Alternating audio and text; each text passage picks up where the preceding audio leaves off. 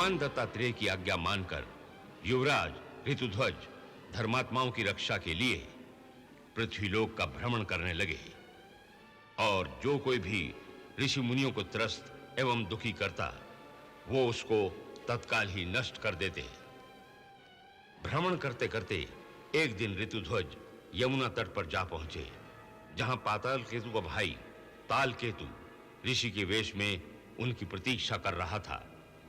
उसकी नजर सबसे पहले ऋतुध्वज के हार पर पड़ी। उसने एक चाल चली।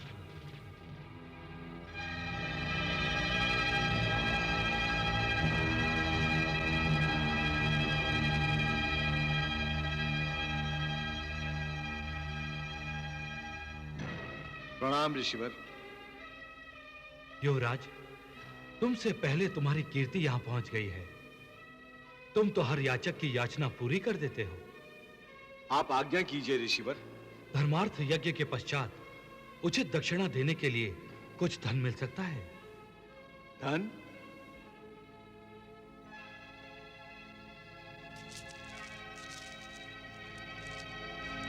इससे आप अपना यज्ञ सफल कीजिए ऋषिवर।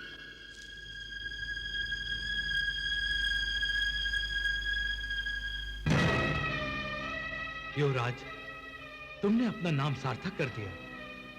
मैं अब जल देवता की आराधना के लिए जल के भीतर जा रहा हूं। मेरे वापस आने तक मेरे इस आश्रम की रक्षा करना। जो आज्ञा ऋषिवर।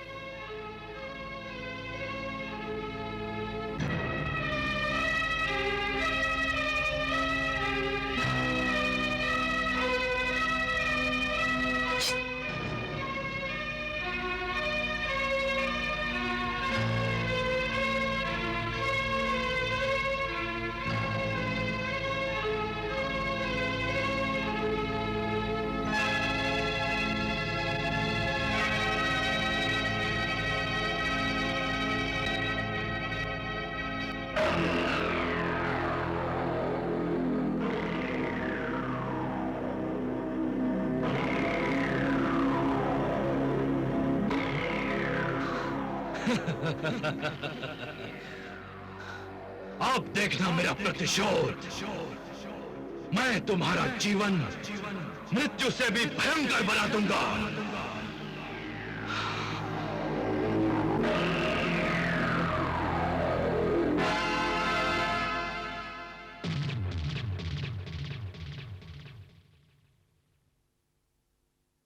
ये हार तो उनका है।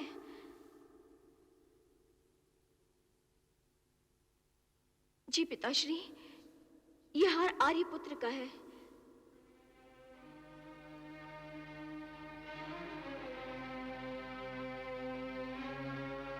पिताश्री, मेरी सांसों की गति तीव्र हो रही है। पिताश्री, धीरज रखो पुत्री, धीरज रखो।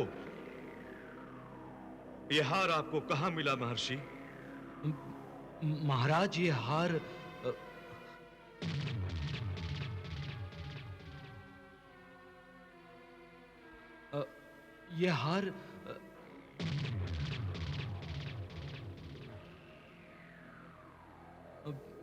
यह हार बोलिए महर्षि, बोलिए। कैसे वर्णन करूं महाराज? गला रुक रहा है, होंठ कपकपा रहे हैं, जिह्वा कुछ बोल नहीं पा रही है महाराज। बोलिए ऋषिवर, बोलिए। ऋषिवर, मेरे स्वामी सकुशल तो है ना? बोलिए ऋषिवर, वो कहां है? बोलिए, कहां है वो? वो नहीं रहे। कुमार ऋतुध्वज मायावी दैत्यों द्वारा मारे गए। नहीं! नहीं! ये संभव नहीं, ये संभव नहीं।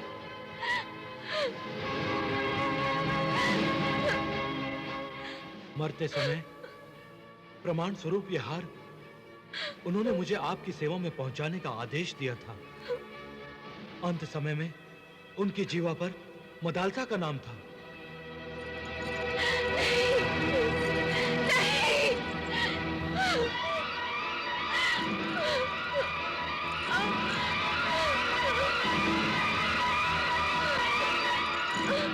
प्रतिहारी, राज्यवैद्य को बुलाओ।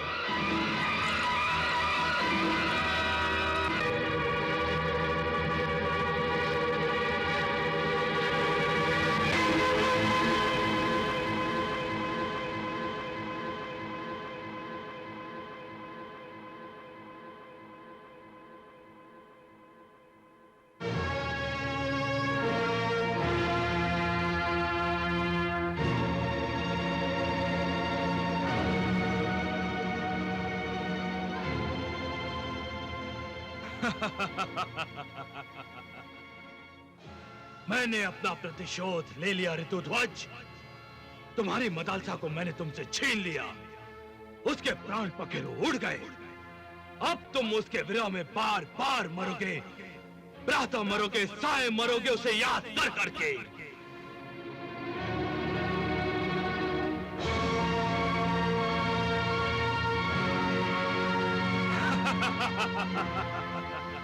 यूं ही टहलते रहो और आश्रम की रक्षा करते रहो। जब तक तुम अपनी नगरी पहुंचोगे, मदालसा का अंतिम संस्कार हो चुका होगा।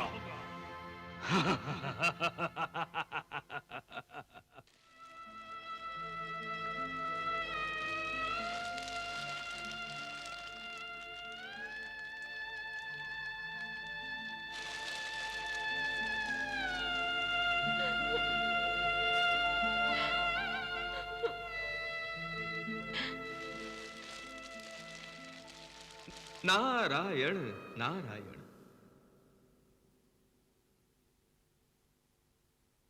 कल्याणमस्तु। हे प्रभु, हे दत्तगुरु, यह अचानक क्या हो गया?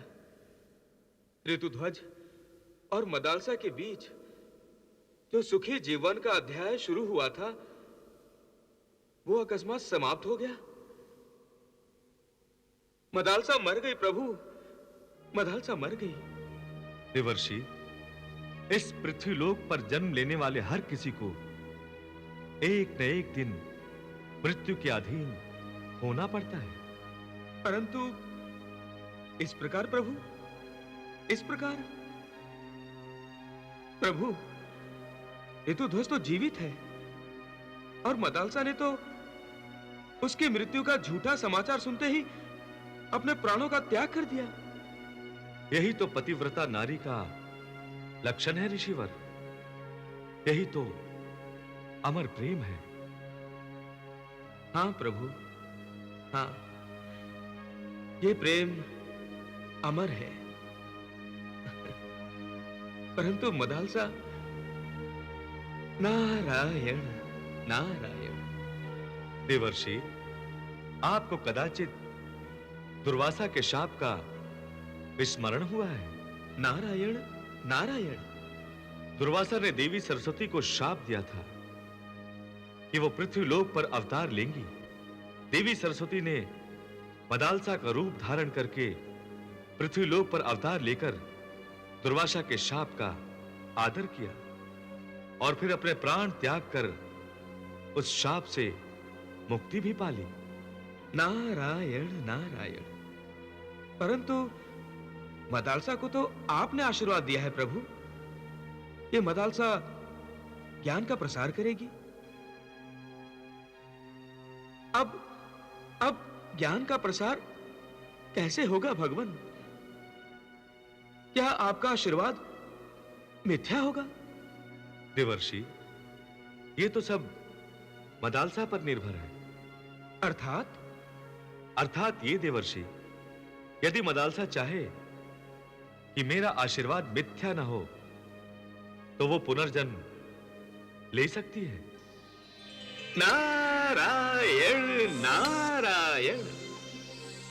अब आपका संकेत मेरी समझ में आ गया है भगवान। आप धन्य हैं प्रभु, और धन्य है आपकी लीला। धन्य है प्रभु। ऋषिवर के आदेश पर ऋतुध्वज उनके आश्रम की सुरक्षा कर रहे थे। रक्षा करते हुए काफी समय बीत गया, परंतु ऋषिवर वापस नहीं आए। तब ऋतुध्वज के मन में शंका जागी और वो अपनी शंका को दूर करने अपने महल पहुंचे। जब राजा शत्रुजित से ऋतुध्वज की भेंट हुई तो उसे जीवित देखकर शत्रुजित चकित हो गया और हर्षित भी। परंतु दूसरे ही पल उन दोनों के चेहरों पर उदासी छा गई, क्योंकि ऋतुध्वज का स्वागत करने वाली मदालसा वहां नहीं थी। जब शत्रुजित से उसे पता चला कि ऋतुध्वज की मृत्यु का समाचार सुनकर उसने अपने प्राण त्याग दिए हैं, तब ऋतुध्वज पर आसमान टूट पड़ा। पत्नी वियोग के दुख में ऋतुध्वज की दशा उसके परम मित्र नागकुमार मणिप्रकाश से नहीं देखी गई और उसने अपने पिता नागराज से मदालसा को पुनः जीवित कर ऋतुध्वज के जीवन को संजीवन देने की प्रार्थना की। हम अपने अग्रज भगवान शेषनाग की शरण में जाते हैं।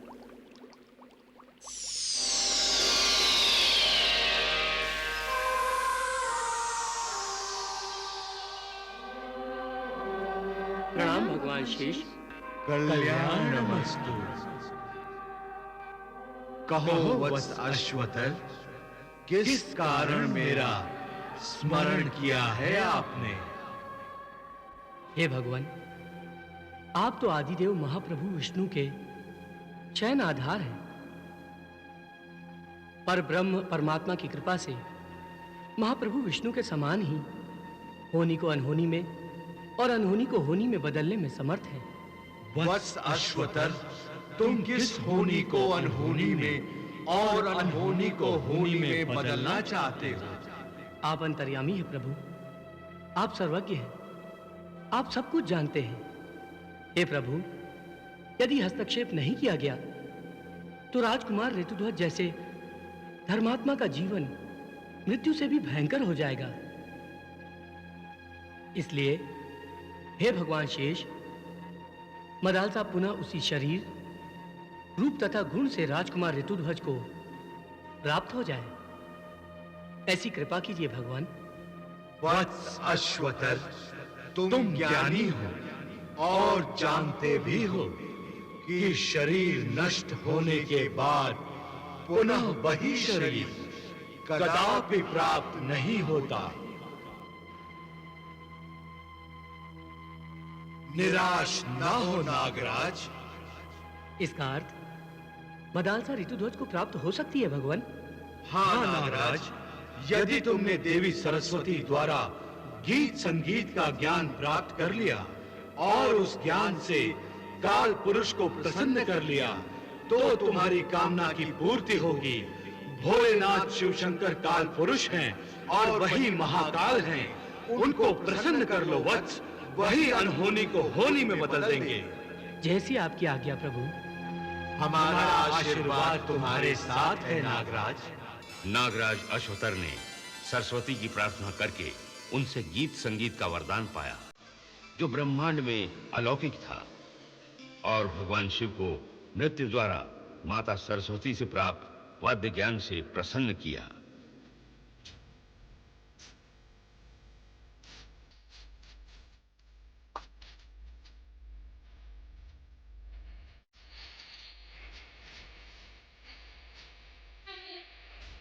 भगवान शिव ने नागराज को वर दिया कि शेषनाग के सम्मुख प्रभु विष्णु को प्रसाद अर्पण करने से मदालसा का पुनः जन्म होगा।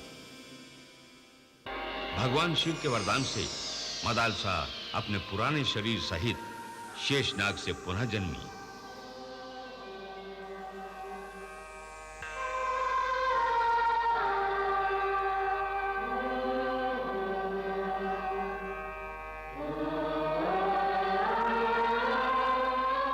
नागराज जब मदालसा को ऋतुध्वज के पास ले गए तो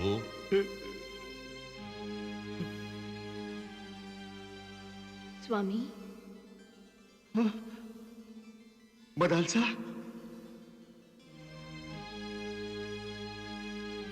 तुम जीवित हो मदालसा? तुम जीवित हो? तुम जीवित हो? हाँ, मैं जीवित हूँ। तुम जीवित हो मदालसा?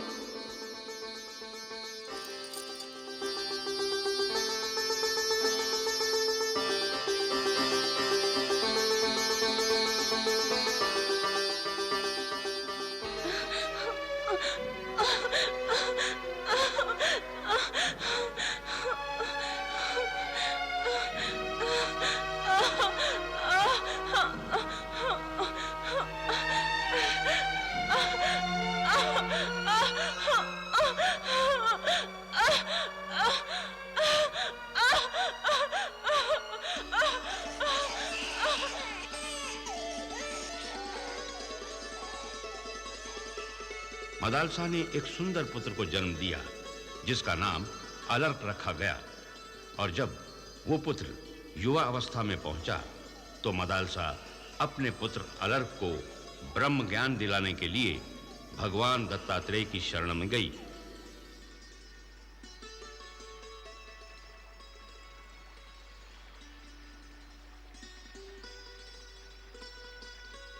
यही है तुम्हारा पुत्र? हाँ प्रभु, यही मेरा पुत्र अलर्क है। ज्ञान उपदेश हेतु इसे आपके चरणों में लाई हूं। प्रणाम प्रभु। पुत्र अलर्क, तुम यहां आए किसकी आज्ञा से? आपकी आज्ञा से। तुम्हारा ये जीवन किसकी आज्ञा से चल रहा है? तुम्हारी अपनी आज्ञा से? नहीं प्रभु। तुम्हारी आंखों से देखता कौन है? कानों से सुनता कौन है? बोलता कौन है?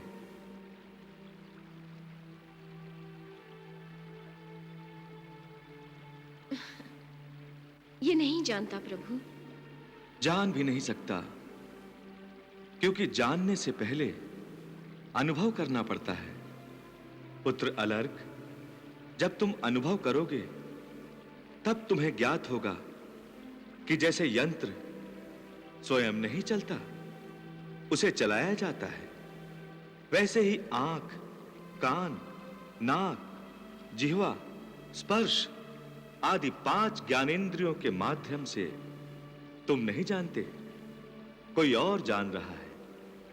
कोई और कौन प्रभु? बस हमें उसे ही जानना है पुत्र। वो अलक्ष्य है, निर्गुण है, निराकार है, सब में व्याप्त होते हुए भी सबसे परे है। उस अगोचर को गोचर इंद्रियों के द्वारा नहीं जाना जा सकता।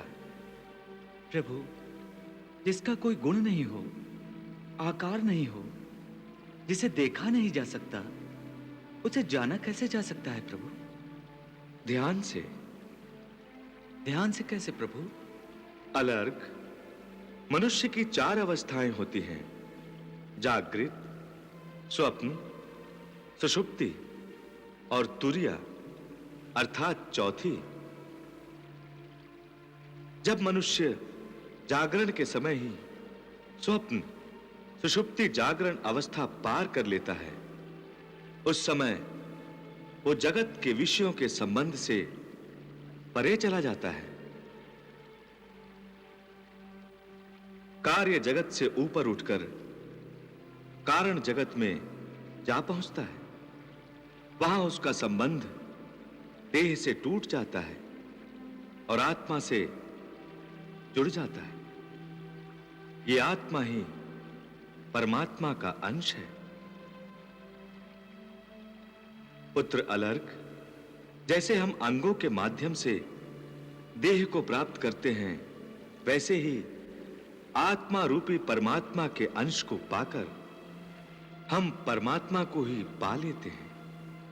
प्रभु, परमात्मा को पाने के लिए ध्यान लगाना आवश्यक है क्या?